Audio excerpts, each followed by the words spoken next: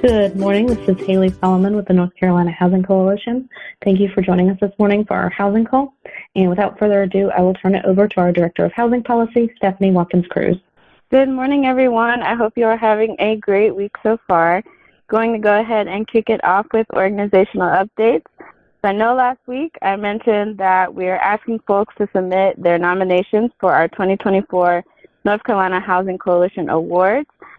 So we are actually extending the deadline. It was last Friday, but we're hoping to see a few more. We've gotten some good ones so far.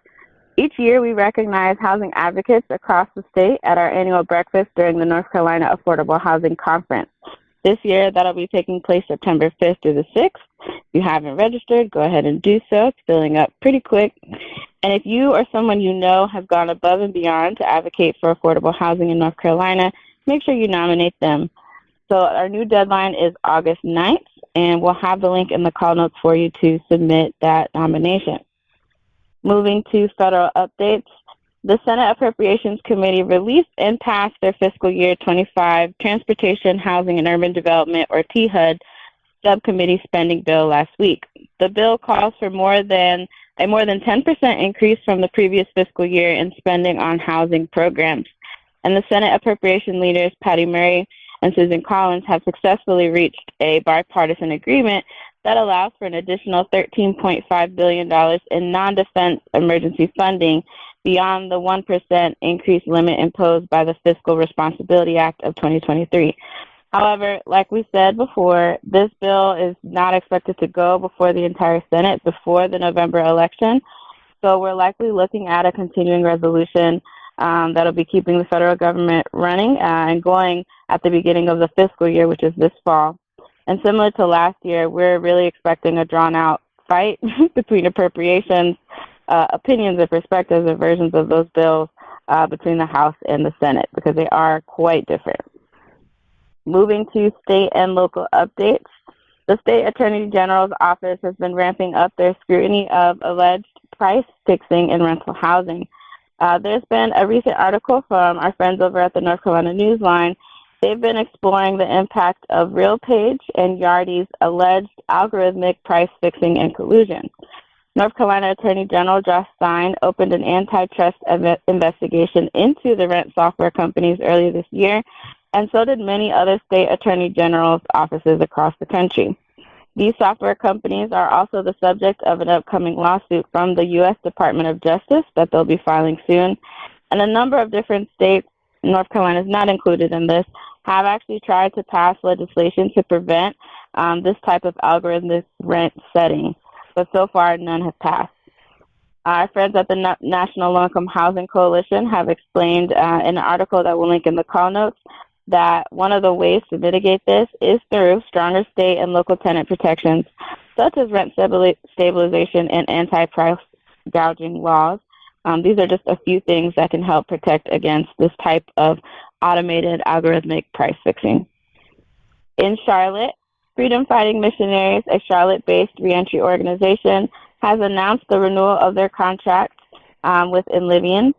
And in addition to emergency vouchers for justice-involved folks, the organization will also be granted 10 program-based vouchers for McKinney-Vento students in the Charlotte-Mecklenburg schools who have had a parent or caregiver whose past conviction is preventing them from accessing safe housing. In Greensboro, the city of Greensboro recently entered the third and final phase of the creation of their very first community land trust. So exciting times in Greensboro. The land trust is expected to launch in the spring or summer of 2025. And over the course of the next 12 to 18 months, the city staff is going to be working on building out the policies, organizational structure, and fiscal framework to support this land trust model. This model is part of what came out of the city's 10-year housing plan that was adopted in 2020, and its overall goal to improve access to and the condition of affordable housing in Greensboro. In Asheville recently, council asked voters to approve an $80 million bond package, and Asheville City Council voted unanimously to put a $20 million affordable housing bond on the ballot in November as part of that package. As the election nears, we're going to be tracking different local housing bond referendums across the state, and we'll keep you updated about how you can participate in advocating for affordable housing funds in your local community.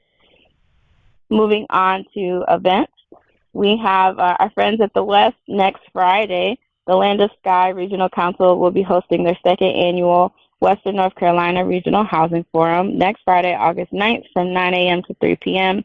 Registration is only $20, and it will be located in Flat Rock, North Carolina. So this is expected to be a great day.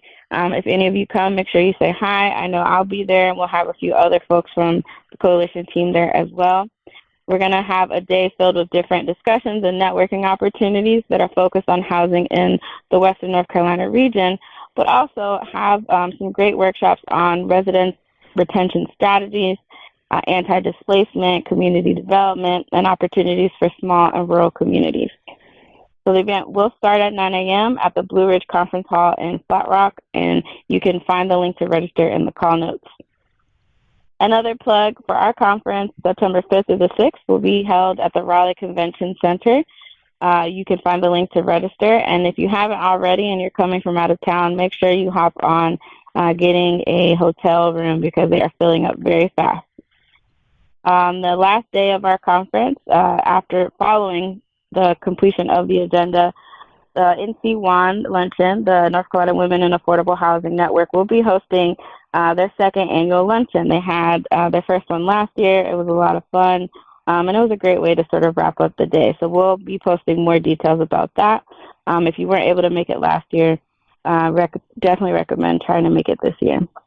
And then in October, from October 16th to the 18th, the American Plan Association North Carolina chapter will be having their fall conference in Greenville, North Carolina. Link for more details is in the call notes as well. Moving on to resources and different pieces in the news we just want to lift up. There are a lot of great pieces. There's one on homeowners insurance amid greater climate disaster risk. So we've been talking a lot about insurance in the last few months. This is something that is definitely still on our radar. So the Urban Institute has looked at this intersection between climate disaster relief and resiliency and homeowners insurance rates and how that those concepts and those areas interact.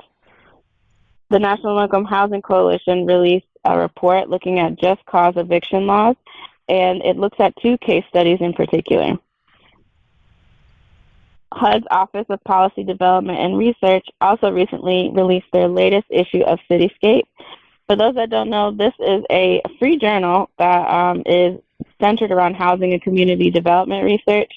And really it's for a range of audiences, particularly, government officials and practitioners. But I would recommend to pretty much anyone who's interested in really diving in deep on housing. It's a free journal that comes out 3 times a year, so you can subscribe in the link in the call notes. But we wanted to highlight this issue in particular because it explores a lot of issues connected to housing vouchers, which is the largest source of public housing in America right now. The National Low-Income Housing Coalition and the Poverty and Race Research Action Council have both created really great pieces for this issue. So if you work at all with housing vouchers, definitely suggest that you check it out. Here are just a few. Section 8 in the courts, how civil rights litigation has helped to shape the Housing Choice Voucher Program. There's another piece called Learning from a Crisis, strategies to increase the flexibility in housing choice voucher implementation. That's a really important one. And the role of vouchers in the low-income housing tax credit program.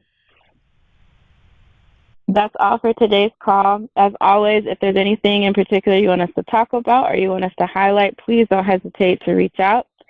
Just want to note one last thing about advocacy.